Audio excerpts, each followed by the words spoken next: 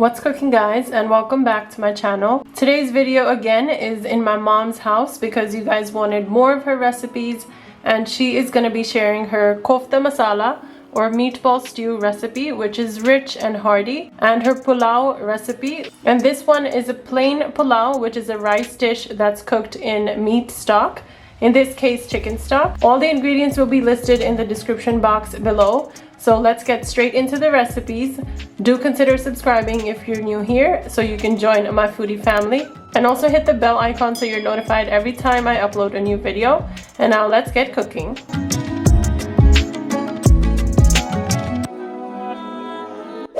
Let's start off by making the meatballs, and for that you're gonna need 2 tablespoons chickpea flour for binding, but you can also use 1 egg here instead, 1 teaspoon coriander seeds or powder, 1 teaspoon ginger powder, salt to taste, 1 teaspoon cumin powder, 1 teaspoon garlic powder, fresh black pepper to taste, red chili powder to taste. And now you can add all the spices into the 1.5 pounds of ground beef.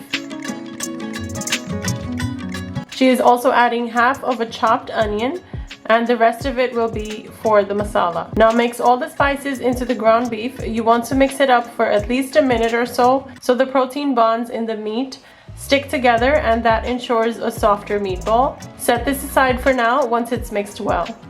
She's going to be cooking this kofta masala in a clay pot. How cute is this? But you can use a regular pot here. She has already put a couple of tablespoons of oil in there for cooking, and she's adding 1 medium onion chopped in there, and also 6 garlic cloves chopped. And of course we are cooking in her outdoor kitchen. Let the onions slow cook here to get translucent, and in the meantime let's put together the spices going in the masala part of this dish. We have 1 tablespoon of fresh ginger paste, salt to taste, half a teaspoon of turmeric powder, chili powder to taste, 1 teaspoon of coriander seeds or powder, 1 teaspoon cumin powder, half a teaspoon of fennel seeds, and these are all the spices for the masala or the gravy part. The onions and the garlic have been cooking nicely and getting translucent. Cooking in a clay pot just gives the dish a wonderful flavor and presentation. The onions have gotten slightly brown, and at this stage add all the spices for the gravy in there.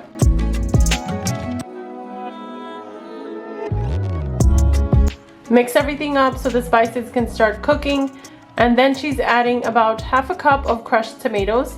You can make puree at home as well with about 3 tomatoes or so. Mix everything up, and this is the base of the gravy, so you want to cook it for a few minutes.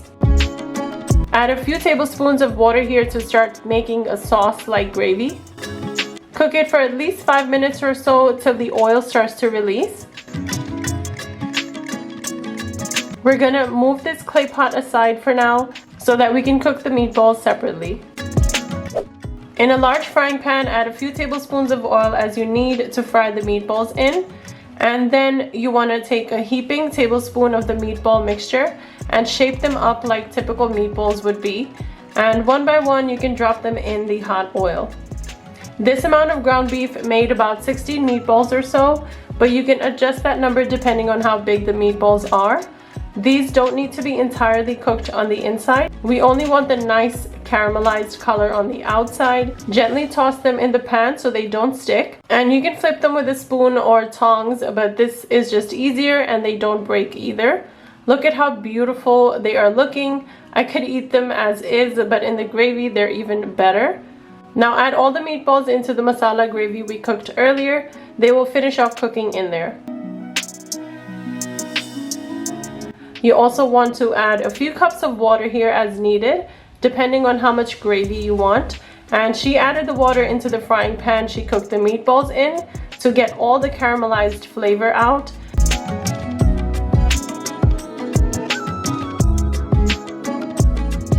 You can let this simmer until the gravy has reduced a bit and the oil has released as well. Cover and let this cook for about 10 minutes, and you can mix as needed in between. And now she's crushing some dried fenugreek in there, which gives it a rustic flavor, and also some fresh coriander or cilantro chopped. Mix it all in there to get the flavors out.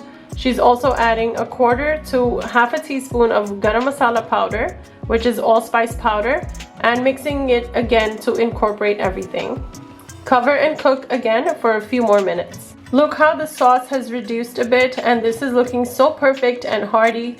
Garnish it with some chopped cilantro or coriander leaves, and look how gorgeous this is looking. So now let's make the pulao, which is the rice cooked in a stock. For the pulao, you're gonna need 1 medium onion chopped in a few tablespoons of oil for cooking. Mix this up to flavor the oil. The onions have to be cooked till they are dark brown in color but not burnt, so keep cooking and mixing well. You can see it's gradually changing its color, and you can cook this on medium-high heat. When the onions are a dark brown color, add in 1 tablespoon of fresh ginger paste and mix it again. Now she's adding in her chicken stock that she made earlier that morning. She added in 6 cups of chicken stock here. You can also use beef stock or vegetable stock to keep it completely vegetarian. The spices in the stock were bay leaves, cloves, cinnamon stick, star anise, and mace. And now add 1 teaspoon of fennel powder to the pot and mix it all up. You can see the little chicken bones in there because the stock was homemade.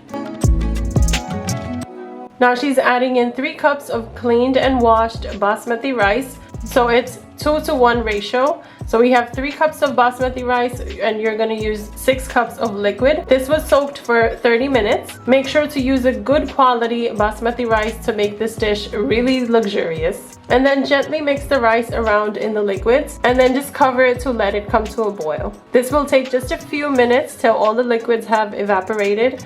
And periodically you can check on the rice to gently mix it and cover it back up as needed. Once the water has fully evaporated, it's going to start looking fluffy and beautiful. Each grain is still separate and it's cooked to perfection.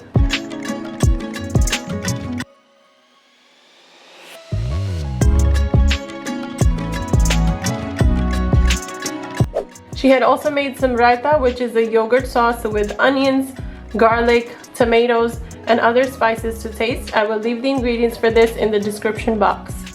And now my mom is serving the food for me, and look at the beautiful color of that pulao. It looks gorgeous and super flavorful, and that hearty meatball stew or kofta masala. The meatballs were perfectly tender and tasted amazing. I wish you could taste this meal, but do try it out at home and let me know how it turns out for all of you in the comments below. I'd love to hear from you. So that is it for today's video, guys. I hope you really enjoyed it. Make sure to like, comment, share, and subscribe before leaving. I'll be seeing you in the next one. Until then, take care of yourselves.